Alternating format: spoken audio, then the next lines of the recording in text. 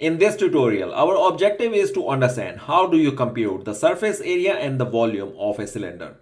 A cylinder, as you see in this diagram, it has basically three components. It has a top face that is a circle in shape, and then it also has a bottom face that is also a circle identical to what's on the top. So these two ends are called the bases of a cylinder, okay? And the third component that makes the boundary of this cylinder is basically the curved surface that is all around the perimeter of these two circles, the circular faces that we have, all right? So with that information, we can say very easily that a cylinder will have three components: a top circle or one face of a cylinder that will be circular in shape, and then the bottom circle, which is also known as the base of this cylinder, because base is defined as the surface area on which any 3D object is resting, right? In this case, we are saying that the base is circular in nature, right? And this is second. And third is, of course, the curved edge, which is all around the boundary of the cylinder, right? Now, to construct a cylinder, you basically need only two dimensions. You need the radius that will define the area or the circumference of the top and the bottom circle, and then you define the height, that is the distance between these two parallel faces, the faces that are circular in shape, right?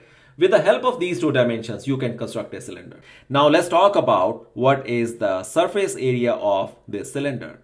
We will have two different kind of surface area, the lateral and the total.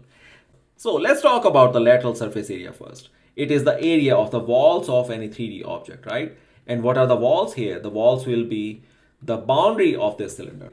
So imagine it like this. Let's say if you were to wrap a cloth around the boundary of this cylinder only, ignoring the top and the bottom face, you will say that to wrap a cloth, I will need a cloth that has a width equal to the height of this cylinder, right?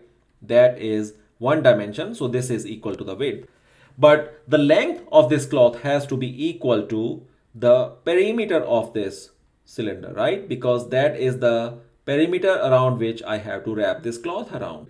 And this perimeter will be equal to the circumference of this circle, and that is equal to 2 pi r.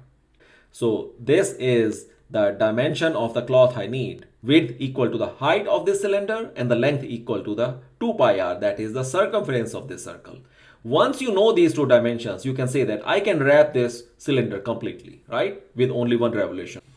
In that case, if that is the dimension of this rectangle that gives you the cloth what you need to wrap around, then that is exactly the surface area of the walls of this 3D object, the cylinder. So you will say that the lateral surface area is the area of the walls in this 3D object, and that is equal to the area of this rectangle, and that will be simply a product of 2 pi r times h. Simple enough, right? This is the lateral surface area of a cylinder. Now, what about the total surface area? The total surface area will be the sum of all three areas, which will be the sum of the top circle, the bottom circle, and the area of the walls of this cylinder, right? And that will be obtained as the top circle area is pi r square, the bottom circle area is pi r square, plus this lateral surface area, that is 2 pi r h. So this is my total surface area. If you would like to sum it up in one expression, you will say that it is pi r and 2 outside, and then inside remains only r plus h. So this is the expression of the total surface area of a cylinder. And you obtain the lateral surface area, and likewise we will obtain the volume of a cylinder is equal to the base area times the height. Now base area is nothing but the area of the bottom circle or the base circle, which will be pi r square times the height will be h. Okay, so this is pi r square h. Let's not forget about the units. In this case, the volume will be of unit cube, and surface area, all of these surface area will have a unit of unit square.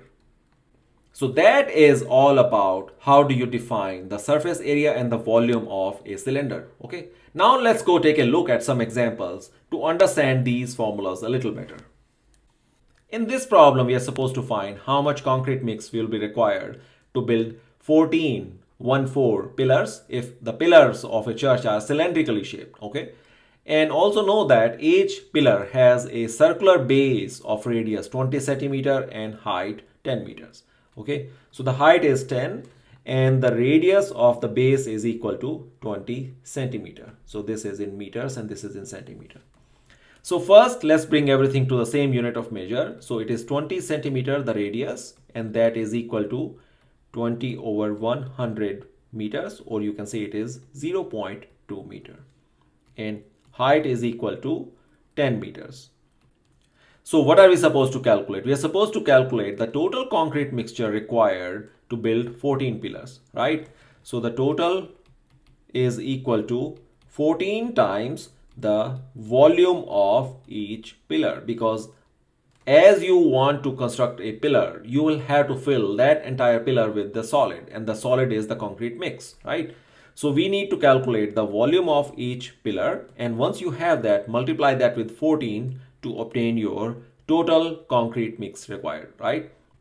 And what is the volume of each pillar? We know that each pillar is cylindrically shaped, so the volume of a pillar will be pi r square h, right? The volume of a cylinder. So the total volume will be equal to 14 times pi r square h, where pi is 22 over 7, r is 0.2. Let's square it, right? Multiply with the height, which is 10 meters. So 7 cancels with 14, it becomes 2. And when you solve all of this multiplication, it gives you that the total volume will be equal to 17.6 meter cube. So with that, we will take a pause here. Our objective was to understand the mechanics of obtaining the surface area and volume of a cylinder. We understood that, and we also looked at some examples of how to use those formulas to put in real practice.